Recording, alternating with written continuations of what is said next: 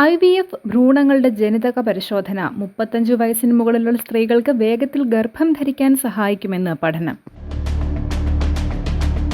ലണ്ടനിലെ ഒരു വിഭാഗം ഗവേഷകരുടെ നേതൃത്വത്തിൽ ഭ്രൂണങ്ങൾ ഉൽപ്പാദിപ്പിക്കാനുള്ള സാധ്യത കൂടുതലുള്ള 35 മുതൽ 42 വരെ പ്രായമുള്ള സ്ത്രീകളിൽ നടത്തിയ പരീക്ഷണത്തിലാണ് ഇക്കാര്യം വ്യക്തമായത്.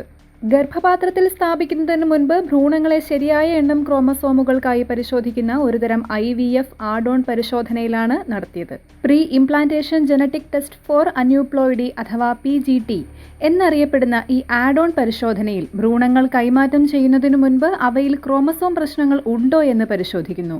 ജേണൽ ഓഫ് ക്ലിനിക്കൽ മെഡിസിനിൽ പ്രസിദ്ധീകരിച്ച ഫലങ്ങൾ പ്രകാരം 3 തവണ വരെ ഭ്രൂണ കൈമാറ്റം നടത്തിയതിന് ശേഷം PGT-A പരിശോധനയിൽ ഉയർന്ന ജനനനിരക്ക് കാണിക്കുന്നുണ്ട്. PGT-A ഗ്രൂപ്പിൽ ഇത് 72%, കൺട്രോൾ ഗ്രൂപ്പിൽ ഇത് 52%.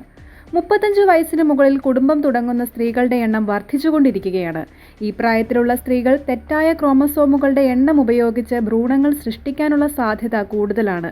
ഇത് ഇംപ്ലാന്റേഷൻ പരാജയപ്പെടുന്നതിനും ഗർഭം അലസലിനും സാധ്യത വർദ്ധിപ്പിക്കുന്നു എന്ന് ലണ്ടൻ കിങ്സ് കോളേജിലെ ഡോക്ടർ യൂസഫ് ബി ജോൺ പറയുന്നു.